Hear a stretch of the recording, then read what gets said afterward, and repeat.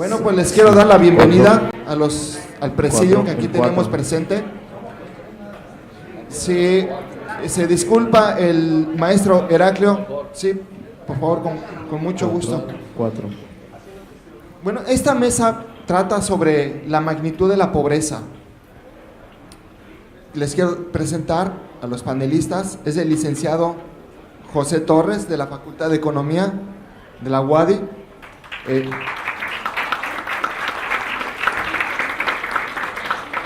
El doctor Alfonso Munguía Gil, del Instituto Tecnológico de Mérida. El doctor Heriberto Emilio Cuanalo de la Cerda, de Sinvestap. Y un servidor, Javier Becerril, que les voy a tratar de moderar en esta mesa. El formato es sencillo. Vamos a hacer una serie de preguntas para abrir el debate o los ánimos de la conversación sobre la magnitud de la pobreza en la zona metropolitana de Mérida. Entonces, las principales preguntas que tenemos aquí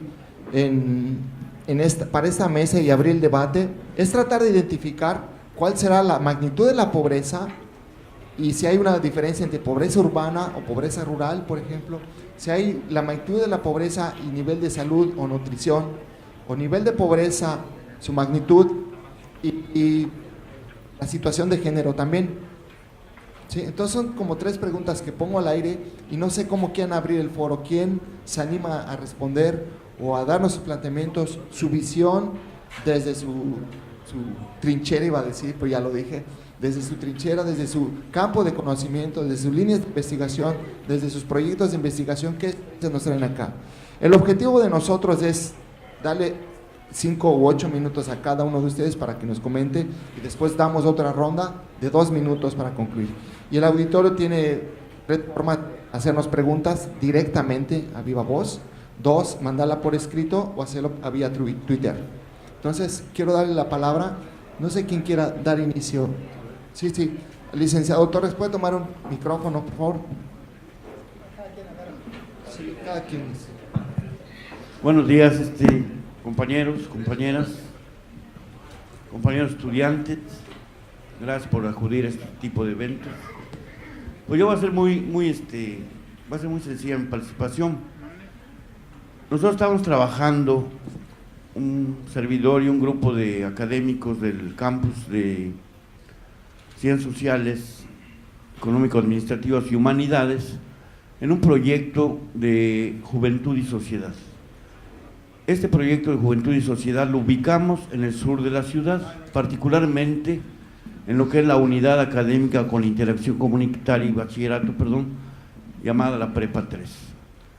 Trabajamos en 2 colonias, San Antonio Sluch 3 y San Luis Sur Sununcam. Les quiero hacer algunos comentarios de lo que hemos podido encontrar ahí. Aquí el doctor nos hablaba de que si hay una diferencia entre la pobreza urbana y la pobreza rural. Aquí yo podría, afirmar que en el caso de esta zona muy particular, lo rural se ha convertido en semiurbano y la población que vive en estos 2 lugares, básicamente su trabajo lo encuentra en la ciudad. Y particularmente podríamos decir aquí en el norte de la ciudad, empleándose en diferentes tipos de actividades, básicamente en los servicios. Podemos encontrar jardineros, gente que trabaja en restaurantes, etcétera. Entonces, primer punto, yo no, en el caso muy particular no hay una diferencia entre lo urbano y lo rural. O sea, lo urbano o la mancha urbana se ha extendido más allá de lo que es el periférico. Podemos ver aparición de grandes, no muy grandes, desarrollos inmobiliarios en esta zona de la ciudad de Mérida, llamada por algunos el sur profundo. El sur profundo porque antes era muy peligroso llegar a esos lugares, me acaba de comentar un compañero, y es real. No había calles, había mucha inseguridad, no había luminarias. Creo que hace unos 8 años o un poco más, el programa Habitat de las Naciones Unidas invirtió mucho dinero en esta parte de la zona sur de la ciudad. Se crearon parques, se crearon polifuncionales y digamos aquello del sur que era muy violento, como que ha venido bajando este problema. En el trabajo que estamos realizando allá en la Prepa 3, ya hicimos un mapeo de estas dos colonias y ya hicimos un muestreo igual por conglomerados. Desgraciadamente no tenemos los resultados a la mano pues para darles más o menos algunos datos, pero observando y conviviendo con la gente, vemos que aquella pobreza que a veces nos imaginamos nosotros, como que se ha ido disipando en esta parte de la ciudad de Mérida, por su funcionalidad que existe entre lo que viene siendo el trabajo urbano. Creo que hablar de que ganan un salario mínimo sería inútil hablar de ello, porque solo se irían sus camiones, ¿no? Entonces es gente que son vendedores también ambulantes y gente que la mayoría no cuenta con acceso a seguridad social, salvo el seguro popular. No tienen seguro social. ¿Por qué? Por su mismo tipo de actividad, que es servicios personales, etcétera. Podemos observar también que los jóvenes de esa parte del sur de la ciudad, en ambos géneros, algunos no trabajan, no tengo el porcentaje, no trabajan. ¿Por qué? Porque no tuvieron acceso a la educación. En un esfuerzo conjunto, el gobierno del estado y la universidad, hace 4 años, bueno, va para 4 años, ya salió la primera generación de alumnos. Habría que hacer un seguimiento hacia dónde se están dirigiendo estos jóvenes. En relación, otra vez a la pregunta que hizo yo, vuelvo a repetirles, no encuentro en este momento ninguna diferencia entre la pobreza urbana y la pobreza rural. Creo que van, en esta funcionalidad que les comenté, van de la mano. Ese sería mi punto. Vemos que se abra un debate más adelante. Sí, muchas gracias, licenciado. Le voy a pasar la palabra al doctor Heraclio. No te preocupes. Buenos días, colegas a todos. Creo que es muy atinado exponer la experiencia de lo que estamos haciendo. Es decir, yo no empecé a trabajar pobreza porque me gustó el tema teóricamente, ¿no? Sino porque yo empecé a trabajar en una comunidad pobre, que es la zona más pobre de Yucatán, que es la la antigua zona maicera, ¿no? Y que en la actualidad allí se encuentran concentrados los municipios que tienen la mayor marginalidad. Entonces empecé a trabajar como agrónomo y lo que hicimos fue incrementar la producción y la productividad de los procesos agrícolas.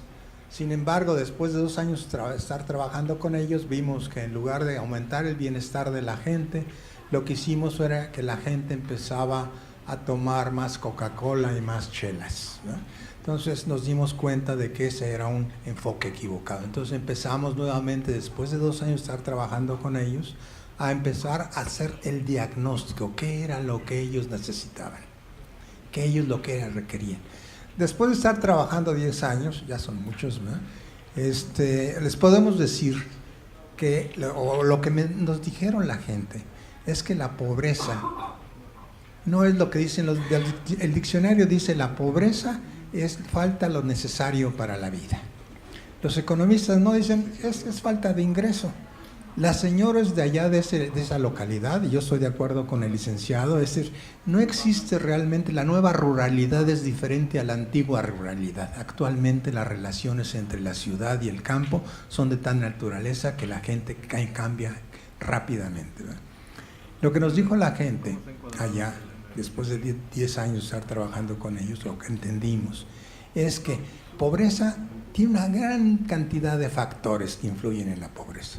Pero todos estos factores se pueden agrupar en 4 categorías grandes. Uno es baja autoestima, y escaso liderazgo. Es que hablan ahí de decir, la gente pobre se siente menos, no tiene ánimos para seguir mejorando. 2, no hay liderazgo por los tanto, no existe liderazgo entre ellos, no tienen poder político. Segundo, la gente pobre no tiene salud, con frecuencia están desnutridos y eso significa generalmente enfermedades, falta de previsión de enfermedades. El tercer aspecto es que la gente pobre no produce ni lo que se come. Eso significa, ¿verdad?, que no hay los ingresos suficientes en efectivo o en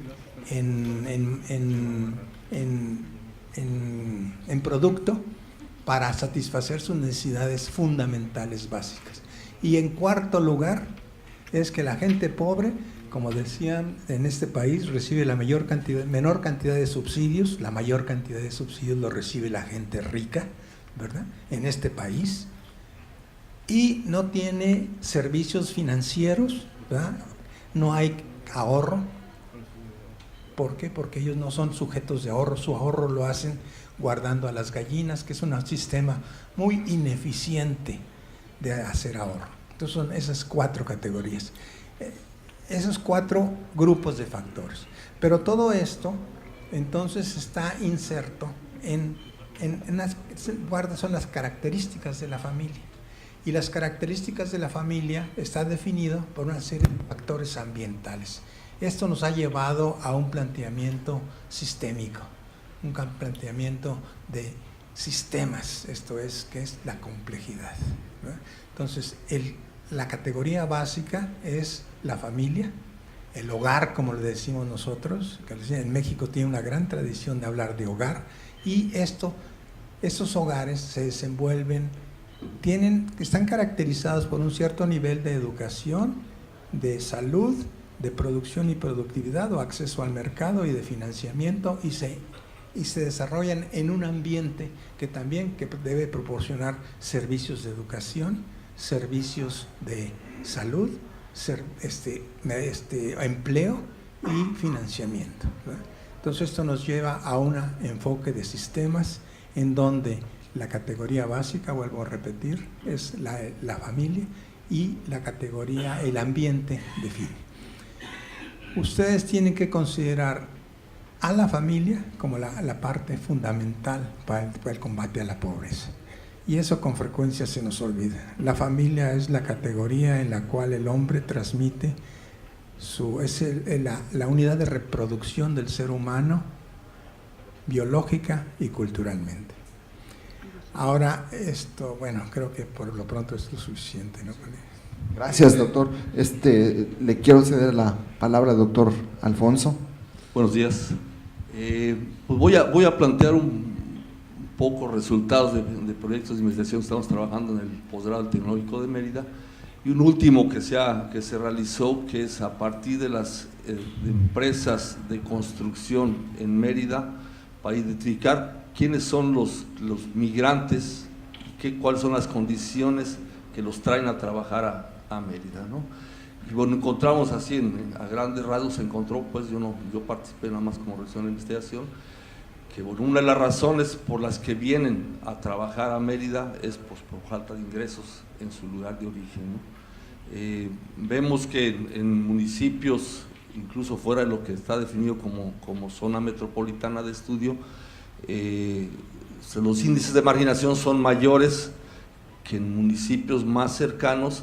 Sin embargo, el empleo generado, el empleo disponible en esos municipios con las características que tienen son mayores, es decir, en Opichén, Sellé tienen 70% de oferta de empleo local, donde claro 50% es agrícola y el resto secundario y servicios, y sin embargo son los que tienen mayor migración hacia Mérida.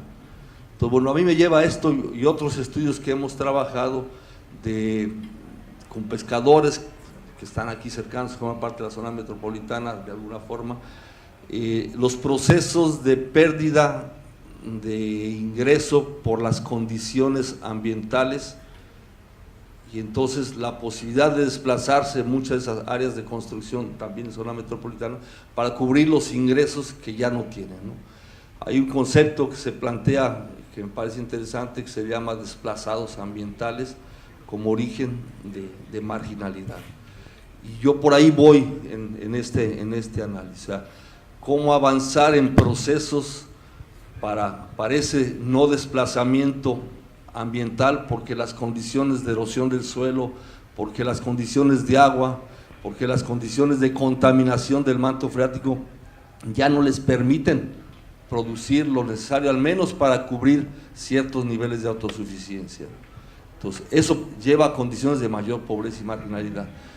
La zona metropolitana tiene la capacidad de absorber a todas estas gentes que están en condiciones de perder sus posibilidades, que se han perdido a lo largo del tiempo, de producción. Entonces me parece que hay que avanzar en esa lógica, ¿no? Me parece que el estudio no se ha hecho, me parece que aquí en el estudio de zona metropolitana no se ha hecho, pero cómo identificar las características claves de desplazados ambientales para intentar poner las políticas públicas suficientes para permitir esa fijación o esa permanencia en los terrenos o en los espacios, considerando las aptitudes del propio territorio y avanzando a lógicas de este empoderamiento que se planteaba en la sesión, en la presentación anterior, donde estos grupos sean los actores de sus propios procesos. Y me acerco ahí a los ordenamientos ecológicos territoriales también, que es parte de lo que he estado trabajando, y me parece que avanzar en ordenamientos comunitarios con intervención de los mismos actores podría permitir ciertos procesos de reducción de avance hacia marginalidad, hacia pobreza, por aprovechamiento en mejores condiciones de estas aptitudes. Atrás también se dan en las zonas, en las regiones más cercanas, la especulación inmobiliaria, ¿no? Que también es un proceso de desplazamiento por condiciones ambientales que generan acercamiento o empuje hacia la marginalidad, hacia la pobreza, ¿no? Entonces me parece que en este modelo económico que segrega, habría que plantear políticas de otro tipo para esa magnitud de pobreza que está creciendo, se reduzca. Me parece interesante las cifras que también las trabajamos del periodo keynesiano del país al periodo neoliberal y cómo en ese momento se reduce la pobreza. Entonces, bueno, me parece que no pueden ser políticas, si me estoy metiendo a esas políticas exclusivamente puntuales, aunque deben serlas, porque si no se integra el proceso más integral y más complejo. Entonces, me parece que el concepto de desplazados ambientales como origen de marginación y pobreza es un elemento que habría que profundizar para identificar concretamente en las regiones, en el caso de zona metropolitana, dónde están siendo esos focos de desplazamiento para poder incidir con políticas apropiadas. Muy bien, muchísimas gracias. Hay un par más de preguntas sobre, bueno, se ha contestado someramente sobre pobreza y recursos naturales, ya lo dijo el doctor Alfonso. Sobre pobreza y género, si tiene alguna situación de magnitud, algo que nos puedan comentar. Y otra situación es sobre salud también, pobreza y nutrición. ¿Cómo vemos la zona metropolitana de Mérida en esas dos magnitudes? Si hay alguna relación, que tengan algún dato, información, algo que puedan contribuir. Pues esto es realmente el foro, el programa del observatorio ha generado una gran cantidad de información disponible, ¿no? Lo que quiero comentar es de que, como dije, la pobreza es un fenómeno complejo. Entonces, hay desnutrición, pero la desnutrición produce que la gente no puede ir a trabajar. No puede ir a trabajar, entonces tiene menos ingresos. Como tiene menos ingresos, puede lograr menor educación. Como no tiene ingresos, tampoco no puede acceder a poder ahorrar o tener un crédito, etc. Entonces las interacciones entre estas otras variables son mucho más importantes que el efecto individual de cada una de las variables. Eso quería hacer énfasis. Y también comentando sobre la plática, comentarios del doctor, Creo que se nos ha olvidado que con todo este proceso neoliberal, que muy bien lo ha mostrado el doctor, ¿verdad? Se ha abierto el mercado, y de manera tal de que el Tratado de Libre Comercio a nosotros nos tiró por el suelo, todas las innovaciones tecnológicas se volvieron no rentables. ¿Por qué? Porque se empezó a importar maíz, por ejemplo, de Estados Unidos, ¿verdad? Ese maíz está subsidiado por Estados Unidos, ¿verdad? En este país, en México, el subsidio es mucho más pequeño que en Estados Unidos. Entonces, ese proceso dio al traste con todas las 200,000 hectáreas que se tenían aproximadamente de milpa cada año. En la actualidad, la cantidad de milpa que se produce es mínima, porque no es rentable para nada producir milpa, ¿verdad? Entonces, eso trae un influjo de mucha gente del campo hacia la ciudad. Eso es una cosa de las causas de esto. Ahora, en cuanto a la pobreza entre los géneros, el núcleo familiar, el hombre tiene una función y la mujer tiene otra función completamente diferente, especialmente notable en las sociedades más tradicionales, como la nuestra, ¿no? Que tenemos una, bueno, ojalá, me gusta sentirme parte de la sociedad yucateca, ¿verdad? Maya, ¿verdad? De una gran tradición cultural en donde el hombre y la mujer no son iguales, pero no son los mismos, o pueden ser iguales, pero no somos los mismos, afortunadamente, ¿no? De manera tal de que la mujer es la que más resiente definitivamente la pobreza. Y ahora me está tocando vivir una situación en donde los hombres salen a trabajar toda la semana, se echan el semaneo que dicen ellos, regresan los sábados y se chuman los sábados, ¿no? Y la mujer es la que tiene que ver a los maridos, a los hijos, qué les va a dar de comer y del mal ejemplo que presentan, etcétera, etcétera. Entonces, realmente el que lleva el peso de la pobreza es la mujer. Nosotros somos muy conchudos, ¿verdad? Y con eso de que salimos a trabajar, pues ya con eso ya nos quitamos de una gran cantidad de problemas. Pero como decía una señora, no, lo que pasa es que tú no tienes que ir a ver al tendero para que te fíe el maíz.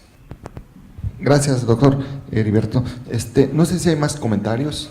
Sí, yo recuerdo un estudio que hicieron Sí. ustedes ahí en la UADY sobre Mérida. Menciona la parte de marginación, cómo en los barrios del sur de Mérida los índices de marginación femenina son mucho mayores, ¿no? Entonces, bueno, no es secreto para nadie la situación de género en el país y en Yucatán, por supuesto. Entonces, la doble jornada, el menor ingreso para la mujer para puestos iguales, pues zonas de marginalidad. Bueno, también se ven indicadores donde la mujer tiene índices de mayor marginalidad que el hombre en condiciones similares, ¿no? Y la parte de salud, bueno, eso lo plantean en los mismos talleres con los actores, pescadores, maiceros, o sea, cómo en cierto nivel, en el nivel de ingreso que tienen ellos, a cualquier problema de salud se desequilibra completamente su proceso, ¿no? Si tenían el ingreso para cubrir los mínimos en un periodo de pesca, una enfermedad se lleva todo el recurso y los deja en condiciones de pasar al siguiente rango, ¿no? Entonces me parece que está ligado también con el acceso, por un lado, a no autosatisfacer a partir de este planteamiento de desplazados ambientales necesidades básicas, y por otro lado el no estar cubiertos. Sabemos que el Seguro Social tiene acceso en el país 15 millones de trabajadores, y hay 20 que están en la informalidad y que no tienen. En condiciones nuestras, los pescadores pues tienen el acceso a salud es mínimo, los productores rurales no tienen ningún acceso. O sea, entonces son condiciones que van ligadas en integralidad, me parece. Sí, licenciado Torres. Sí, volviendo a la zona donde estamos trabajando, en cuanto al género, pudimos observar que las mujeres en esa parte de la ciudad se juntan o se organizan para solicitar microcréditos. ¿Cómo funciona esto? Es un banco que siempre tienen por ahí sus anuncios. Se juntan con la finalidad de que les otorguen un crédito, diferentes niveles, etcétera, con la finalidad de invertirlo en algunas actividades, sean productivas o sean para gastos de la casa, inversión, no sé, comprar material, etcétera. Y aquí podemos observar que la mujer es más responsable, como mencionaba aquí el doctor, como que es más responsable que el hombre. ¿Por qué? Porque no tienen, esta institución que maneja los microcréditos, no tiene una cartera vencida.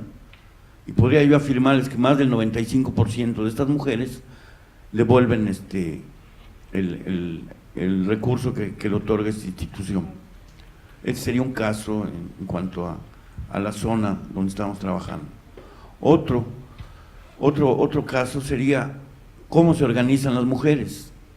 Aquí hay un organismo llamado Impulsur, que queremos copiar algunas de la forma en la cual está trabajando con las mujeres.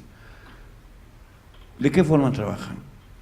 Hay mano de obra artesanal en esta parte de la ciudad. Y lo que ha hecho Impulsur es que se obtenga un precio justo por el trabajo que realizan estas mujeres. ¿De qué forma? Pues se hacen pequeñas ferias, así quisieras decir, así como está aquí en la puerta, en la cual la gente expone sus productos. Mayormente son bordados, tejidos, etcétera, y en algunos casos también tienen sus pequeñas hortalizas, que pues les sirven para autoconsumo y bien para vender a los vecinos. Entonces aquí la pobreza como que está ahí, pero no tan evidentemente como se puede observar en otros casos. Muy bien, muchas gracias. Creo que es una buena oportunidad para, si tiene el público, es abierto el foro, algunas preguntas que nos quieran hacer a los panelistas, lo pueden realizar en este momento. Sí, sí. ¿Hay micrófono por allí? Sí, sí, claro. Bueno, creo que hay circuito cerrado. Gracias, Ricardo. Sí, primero felicitar la organización del foro extraordinario, la iniciativa, y preguntar, o sea, no sé si tengan en su experiencia, cuando mencionan entre las diferencias entre la pobreza urbana y la rural, sentí que como que no hay diferencias, ¿no? Como que es la misma. Y creo que hay algo que es importante señalar, ¿no? Cuando la gente que enfrenta pobreza en el área rural tiene algunas facilidades, tiene facilidades de terreno para tener su casa, o a veces comparten el mismo espacio las familias, tienen donde cortar maderas para hacerla, tienen guano para su alimentación, tienen algún espacio para hacer o milpa o para salir y matar algún animal y para su consumo. Y hablando de las necesidades básicas, o sea, de lo inmediato, cuando esa necesidad los expulsa, los saca de la zona rural y llegan particularmente del tema a la zona de Mérida, enfrentan primero una condición de la necesidad de un espacio para vivir, y la reserva territorial ya hoy es muy limitada y se generan los sitios de invasión y se generan y empieza un peregrinar, bueno, cómo hace su casa. A lo mejor las fotos ilustran lo que empieza a suceder, las fotos que sirvieron de cartel del foro, ilustran la problemática por la que empiezan a atravesar, y conseguir empleo, la misma dotación de los servicios, los programas, algunos programas que podían acceder en la zona rural al llegar a una zona urbana calificada. Bueno, aquí fue señalado puntualmente por por quien estuvo en la conferencia magistral, de que bueno, el porcentaje, aunque el porcentaje no debe ser, no revisa las características y las condiciones de ese porcentaje, y que también es un ingrediente que tenemos que revisar a la hora de aplicar criterios que no vayan estrictamente en las cuestiones estadísticas. Creo que la crudeza con la que se va presentando la pobreza del área urbana es muy diferente, o sea, no le quita matices de importancia a lo que se presenta en el área rural, y aquí nos obliga a que nos pongamos, no sé, esta es una observación, no sé si ustedes en su experiencia puedan comentar o algo más puntual.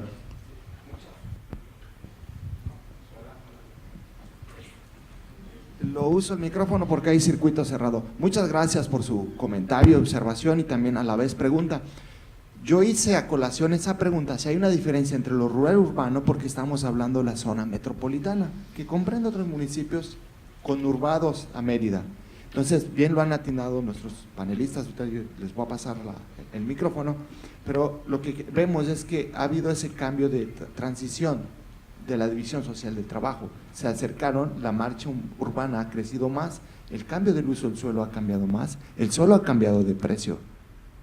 Entonces, las inmobiliarias han empezado a comprar tierra que era ejidal, a partir de la reforma del 27 constitucional en el 92, cambiaron y pudieron vender las tierras. Entonces, eso ha modificado la vida, pero la vida, usos y costumbres ha permanecido, o ellos no se han capitalizado. Eso, no sé si los panelistas tienen más, pero va por ahí la pregunta. Conocemos muy bien que la pobreza en la Sierra Norte de Puebla, o en Sucacap, o Peto, o cualquier otro municipio de aquí rural de Yucatán, es muy diferente a la pobreza urbana de la Ciudad de México, eso sí es evidente, pero el punto era visualizarlo en la zona metropolitana de Mérida. No sé quién quiere tomar. Bueno, esto es todo relativo, ¿no? Por supuesto, pero la gente migra del campo a la ciudad, como ya lo hemos comentado varios, porque hay más oportunidades en la ciudad que en el campo. Si ustedes notan cuáles son los más pobres, son generalmente los que acaban de emigrar. Esos son los más pobres. ¿Por qué emigraron? Porque si se quedan en su lugar de origen, ahí se deshace la familia. No se mueren, como alguien dijo por ahí, de que se mueren los pobres. No es cierto. Lo que pasa es que se desmembra la familia. La mujer se va para una parte y el señor para otro, y se rompe la unidad, la categoría básica, ¿no? Eso es lo que sucede en la realidad. De manera que uno va a los pueblos y los pueblos están desérticos, hay muchas casas desocupadas, ¿verdad? En cambio, en la ciudad, pues hay mucha demanda por espacio, ¿no? ¿Por qué? Porque hay más oportunidades. Es cierto que es más cruda la pobreza acá, pero el municipio de Mérida, por ejemplo, dispone de mucho más recursos que cualquier otro de los municipios de allá. Es decir, estamos en un país en donde la mayor parte de los subsidios no los reciben los más necesitados, los reciben los que tienen más, colegas, por favor, eso es una cosa muy importante, de manera tal de que los programas no están orientados a ayudar a la gente, sino a ayudar al que tiene más dinero. Según esto, seguimos con la política eso del trickle down, ¿no? Eso es del goteo, así, mira, yo voy a hacer mucho dinero y tú finalmente las migajas allá te van a llegar y entonces vas a ser rico. Es pura vacilada, ¿no? Yo estoy en contra de que se hable de la proporción de los pobres. Yo creo que en este país no debemos aceptar ni un pobre. Nuestra meta es quitar a todos los pobres. Y yo entiendo, ¿no? Entiendo que no tenemos todos los recursos para lograr eso. Bueno, pero vamos a cambiar nuestras políticas asistenciales, es decir, asistenciales quiere decir que son como aspirinas, uno tiene dolor de cabeza y le da una aspirina al doctor y se le quita el dolor, pero la enfermedad sigue ahí mismo. Necesitamos cambiar, la gente tiene que aprender a producir más. ¿Y eso cómo lo podemos hacer? A través de educación, pero una educación no así en términos académicos, vamos a llamarla así, por llamarla de alguna manera, sino una educación para la vida real, ¿no? Pero es decir, en Yaxcabá tenemos que enseñar a la gente a producir mejor miel. por ejemplo. Aquí en el sur, en el profundo sur, aquí tenemos que enseñar a ser mejores carpinteros, para que ellos tengan mayores posibilidades de ser mayores carpinteros, mejores plomeros, todo lo que se vaya necesitando. Y eso lo saben ellos, no lo sabemos nosotros aquí dentro de la academia, ¿no? La gente, por eso los programas son dirigidos por ellos, ¿no? De esa manera esto se va incrementando. Y de la misma manera, por ejemplo, yo llegué pensando que los principales problemas de enfermedades eran las enfermedades digestivas, y no es cierto, son las respiratorias. En una zona tropical eso resulta completamente incongruente, pero esa es la realidad, y eso solamente se logra trabajando con la gente, no trabajando con la abstracción, ¿no? Sino trabajando con la gente, diario. Ya Gracias. No sé si quieren, licenciado. Sí, nada más puntualizar algo considero importante. ¿Creen ustedes que existan campesinos en la actualidad? Campesinos, aquellos que se dedican a la milpa, ya no existen. ¿Dónde? La zona metropolitana, difícilmente no podemos encontrar a esa gente por el tipo de vocación del suelo. Recuerden que la zona metropolitana era la antigua zona enequenera. Donde sí podríamos encontrar campesinos es ahí por el sur del estado, en el oriente, pero acá en la zona metropolitana difícilmente podemos encontrar una unidad doméstica de producción campesina, como diría el doctor, la cual está apegada directamente a la milpa, y no solo a la milpa, tiene abejas, tiene traspatio, en el traspatio tiene animales de pequeñas especies, tiene flora, es decir, flora medicinal, tiene vegetales, etcétera. Entonces, la funcionalidad de estas unidades de producción familiar es muy compleja, y ahí habría que entrarle con los nutriólogos, hacer mediciones, etcétera, para ver si verdaderamente no hay una adecuada ingesta de alimentos, de nutrientes. Entonces yo lo pongo en el caso de la zona metropolitana de Mérida, de aquí de Yucatán. Considero que ya no existen campesinos. Los campesinos se volvieron proletarios, y como dijo aquí el compañero, que van viajando de un lugar a otro, o bueno, de su lugar de origen a la ciudad y viceversa. Es todo el apunte que quería hacer. Gracias. Doctor Munguía, ¿quiere? Sí. Solo una experiencia en Oscum, cuando querían abrir el aeropuerto, que hubo un proceso de empoderamiento de la comunidad, muestra todavía pequeños rezagos de agricultura en la zona metropolitana, que bueno, ha bajado, me parece, a 3-4% del total generado en la zona metropolitana. Me parece que los procesos de empoderamiento permiten mejores recursos para las poblaciones que están utilizándolos, ¿no? E insisto en este planteamiento, o sea, cómo integrar las políticas que permitan esas condiciones ambientales que satisfagan esas necesidades, porque tiene el acceso a los vegetales y a los productos animales, y que les permitan resolver al menos esto. Creo que la pobreza rural y la pobreza urbana, su diferencia es ese acceso, ¿no?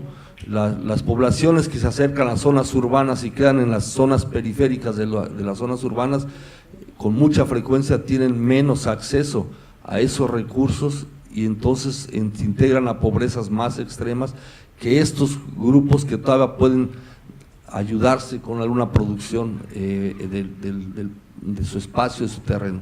El problema también es esto, ¿no? O sea, esos mismos espacios cada vez permiten generar mayores producciones, al contrario se va deteriorando, ¿no?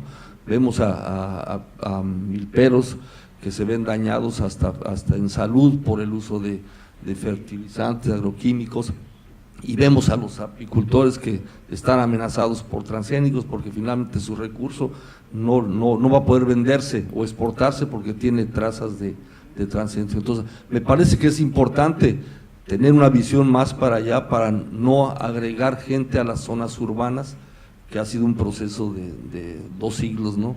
Donde se ha incrementado la zona urbana con todos los impactos ambientales que trae la concentración de consumos y producciones acá.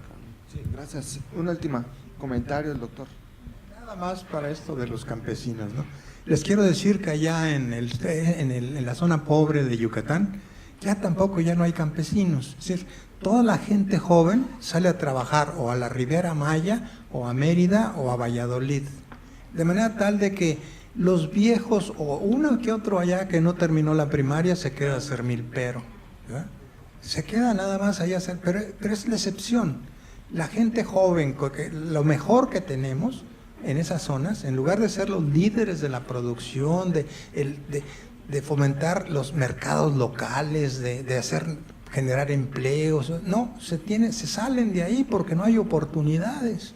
Se salen de ahí, trabajan en la Riviera Maya, y entonces vienen nada más los fines de semana y se vuelven agricultores de fin de semana, como un agricultor de la ciudad de Mérida, ¿no? Que va y trabaja al fin de semana en su parcela y regresa a la ciudad y trabaja toda la semana. De manera tal que las mujeres se quedan solas con los hijos, viene el desmembramiento. Es una tragedia terrible, ¿no? Creo que es muy rápido nada más para no usar demasiado tiempo. Gracias. Bueno, quiero hacer una último paréntesis. Si hay algún comentario, pregunta del público. Sí, maestro. Sí, muchas gracias. Sí, mire, antes de hacer un comentario con respecto a la mesa, pero quisiera hacer uso del micrófono haciendo referencia a lo último que planteaba tanto el maestro José Torres y que muy bien señalado por el doctor Juanalo, en el sentido en cuanto a la pregunta del campesino, de si existe o no el campesino. Esto es muy conveniente hacer la precisión, tal como también lo hizo el doctor, porque tenemos estudiantes aquí y obviamente investigadores, y no quisiera que se quedara una confusión de que ya no existen campesinos en la zona metropolitana. Es una cuestión cultural realmente la cuestión de la milpa, y es ciertamente de fin de semana. El ejemplo está que tenemos nosotros, por ejemplo, intendentes en la facultad, que platicando con ellos me dice, ya desmonté y voy a sembrar. Está como intendente, como empleado, pero sin embargo realiza esa tarea. Ahí nos muestra que ellos de alguna forma le han buscado cómo atender sus necesidades, y es una muestra de que, bueno, no es sentido el campesino en el sentido estricto como lo tenemos considerado, pero sí es una práctica cultural que se sigue realizando y haciendo, porque también es un mecanismo de poder proveerse de alimentos de alguna forma, inclusive no solo el maíz, sino también tienen calabaza y todo, tal como le vimos a la conquista, como lo realizaban y lo siguen haciendo igual, pues eso se va por fortuna, todavía lo siguen haciendo. Desafortunadamente, como muy bien se señala, se va urbanizando. Y obviamente pues este modernismo les muestra otro tipo de existencia, pero bueno, y el comentario con que realmente yo pensaba intervenir era 2 cosas muy rápido. Uno, qué bueno que felicitar a la organización del foro, qué bueno que se toca el tema de pobreza, porque da la oportunidad de que justamente las facultades, escuelas, investigadores muestren sus resultados de lo que están haciendo. Inclusive aquí se hace con mucha precisión los diferentes tipos de pobreza, que es una realidad existente que está ahí, y creo que la pregunta que queda en el aire siempre es cómo lo vamos a realizar, cómo lo vamos a hacer. Y me parece que aquí hay un buen vínculo para poder hacerlo, sí. Cómo los investigadores se hace ese triángulo virtual con las decisiones, con lo que toman decisiones, la academia, la toma de decisiones y la sociedad, para buscar soluciones que puedan ser viables a partir de los resultados que tenemos. Porque los resultados que nos dan ahorita de la apreciación de la investigación respecto a la pobreza es muy diversa, y lo único que podemos concluir es que ciertamente la pobreza está allá, diferenciada si queremos, pero cómo lo vamos a realizar, y los que estamos presentes aquí, cómo vamos a contribuir para poder hacerlo y mejorarlo junto con los tomadores de decisiones. Gracias, maestro. Precisamente es el objetivo un poco del foro, de abrir a la sociedad civil, al público, académicos, funcionarios públicos y estudiantes, y a la sociedad entera en su conjunto. Sé que está sesgado porque es enviar mensajes o preguntas vía Twitter. Después nosotros haremos una relatoría y una propuesta a lo que se propone acá, como un inicio, como un principio. Sí, doctor Otón, por favor, ¿tiene el micrófono por allí? Doctor Otón. Ya. ciudad. Podemos encontrar, como ya se dijo, pero eso le podemos llamar, para distinguirlo así, cultura campesina que todavía pervive, sobrevive, y es un mecanismo muy importante que le permite a muchas familias sobrevivir.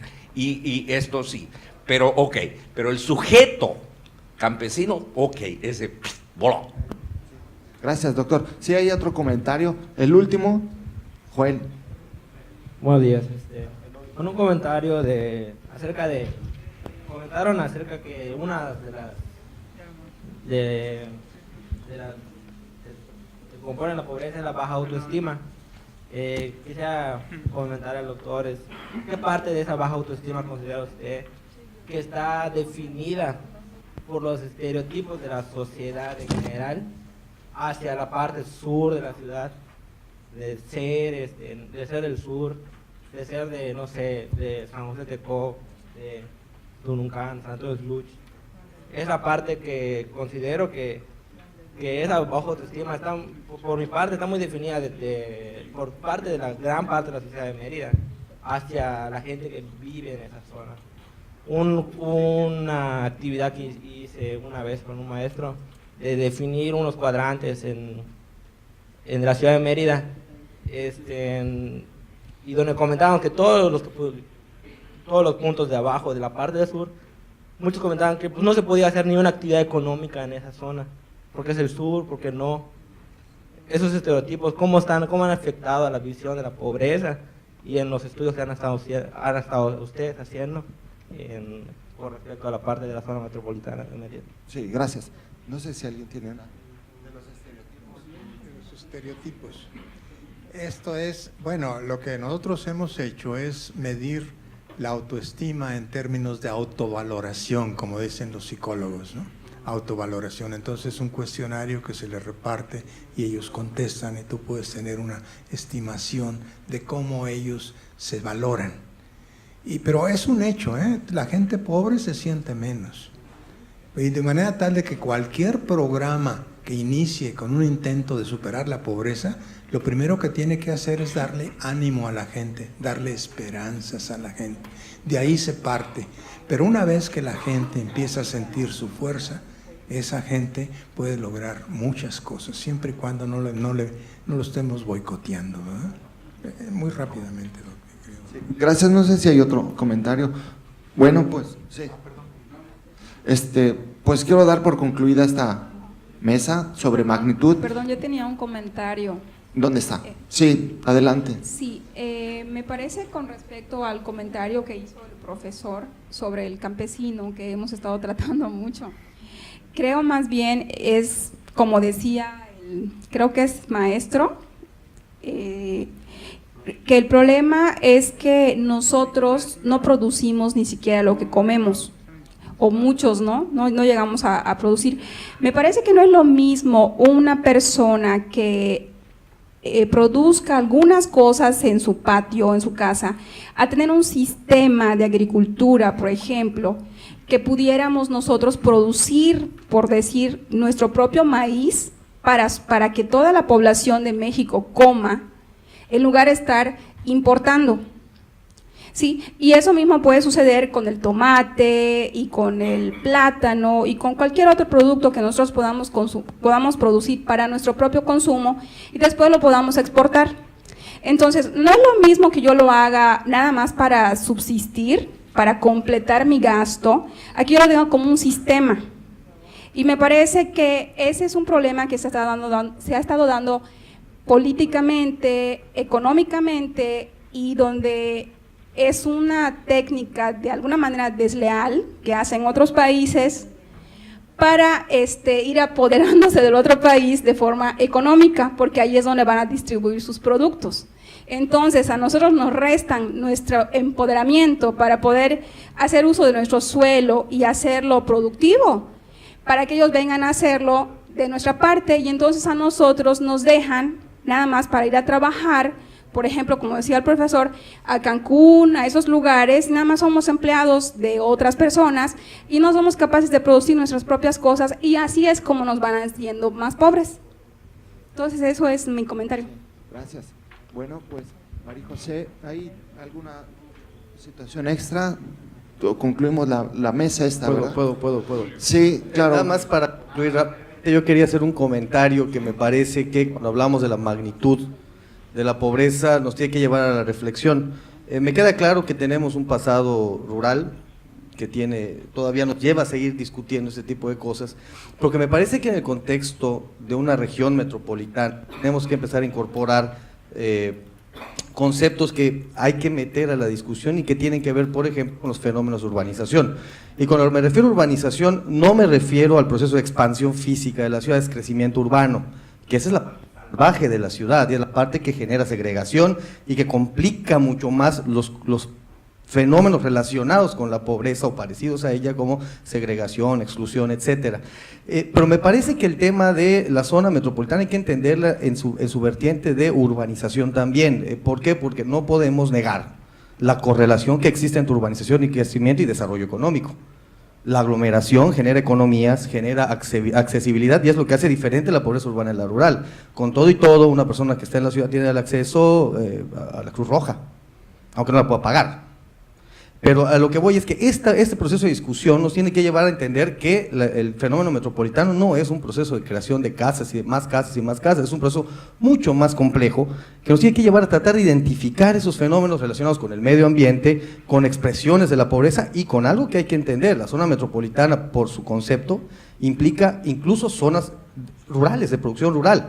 ¿Qué tipo de políticas de desarrollo rural tienen que incorporarse al proceso de desarrollo de una zona metropolitana, ¿no? Digo, me parece que es una discusión muy interesante la que se ha planteado, que se prefigura, porque dimensionar el tamaño de la pobreza en la zona metropolitana de la ciudad de Mérida nos tiene que llevar a plantear lo que ya se ha dicho, que es multidimensional, pero además con diferentes enfoques. Tenemos que empezar a pensar la pobreza desde el punto de vista también de la exclusión social, de la segregación social, de los problemas urbanos que tienen que ver el acceso al suelo urbano, que no hay una política integral en México en general relacionadas con políticas de suelo urbano, y que nos tienen que llevar a dimensionar, y yo creo que eso genera una dificultad adicional. Pobreza entendida como nivel de ingreso, como se decía, que es una simplificación del fenómeno de la pobreza, está bien, pero me parece que eso nos tiene que llevar a ir pensando el enfoque de género, medio ambiente, e incluso empleo, ¿no? Eso no lo podemos dejar discutir en ningún momento. Yo con eso concluyo, nada más quería yo plantear que el fenómeno, cuando se discute desde la zona metropolitana, los conceptos de urbanización hay que entenderlos en la complejidad social que implican, ¿no? Gracias. Gracias, Julio. Sí, doctor Jorge. Bueno, yo quisiera comentar que con respecto a la magnitud de la pobreza, yo creo que la pobreza, como se le quiera ver, no deja desde cualquier ángulo. O sea, con todos los parámetros de medición y conceptos que se han ido creando para explicarla, la pobreza no deja de ser pobreza, desde donde la quieras ver. Y si ahorita nos damos cuenta en la zona metropolitana, el crecimiento de la pobreza ha ido ampliándose y ocupando otras capas de la sociedad que antaño no lo eran. Dentro del sistema actual, ahorita ya hay nuevos pobres, aquellas clases sociales, la clase media que se vanagloriaba por tener una buena vivienda o porque tenía esto o tenía lo otro, ahora ya está cayendo en la pobreza porque el poder adquisitivo ahorita ha decaído enormemente, ¿no? Entonces, y podemos ver entre los nuevos pobres, hay que ver a los pensionados, por favor, al grupo de ancianos que le dan una pensión de hambre, y que se van y los citan desde las 5 de la mañana a hacer fila para cobrar 1,000 pesos mensuales, 1,200 pesos mensuales. ¿Cómo va a ser posible que vivan con eso? Tenemos a las mujeres abandonadas, ahorita con los nuevos estilos de vida, vemos que pues, hablando de género, como nosotros, el género masculino, cuando vemos que nuestras mujeres ya están acabadas y vemos carne nueva, como le suelen decir por allá, pues terminan por abandonarlas y las abandonan con de repente con hijos, jóvenes madres solteras, y ellas se están incorporando cada vez más a los grupos de pobreza, porque además están excluidas laboralmente por falta de oportunidades de empleo que no hay en la ciudad. Entonces, de repente, si dejan a una mujer ya grande con una casa grande, que difícilmente puede mantener o sostener, automáticamente empieza a reducir sus niveles de vida también, entonces empieza a pertenecer a la clase social también pobre. Entonces eso no hay que perder de vista que ahorita la mancha de la pobreza se está expandiendo día a día. Eso es lo que yo quiero comentar nada más. Gracias, doctor Jorge. El último comentario por parte del doctor. Colegas, yo creo que se nos olvidan otras cosas. Por ejemplo, hay una agricultura urbana. En Cuba está altamente desarrollada, ¿no? Se puede producir en las ciudades. Y finalmente yo quería comentar que nosotros vemos ahorita la pobreza como un problema, pero hay algunos países que la pobreza ha sido su fortaleza. En un momento dado en que esa gente empieza a producir, empiece a mejorar sus niveles de vida, ahí está el desarrollo, colega. Es decir, ahí tenemos nuestro recurso, que es mano de obra. Entonces, ahí está realmente nuestra esperanza. Desafortunadamente, no les estamos dando oportunidades con las políticas actuales a que todo ese potencial se desarrolle. Pero ese finalmente se va a tener que desarrollar, ¿eh? No sé si ahorita o dentro de 20 años, pero ahí está nuestra fortaleza. Bueno, pues muchísimas gracias a los panelistas que nos hicieron favor de venir y acompañarnos en esta mesa sobre magnitudes de la pobreza. Va a haber un receso de 5 minutos, les pido no se alejen mucho porque la siguiente mesa sobre causas es también muy interesante. Quiero darles un reconocimiento a los panelistas por haber venido y participado a nombre del doctor Mauricio Domínguez, que está en su oficina, para el doctor Heriberto Emino. ¿Sí está? Sí. Un aplauso, por favor, para el doctor.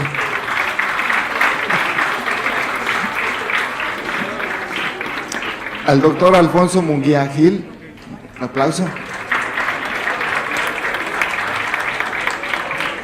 Y al licenciado José Torres Rivero. Gracias, licenciado. Muchas gracias.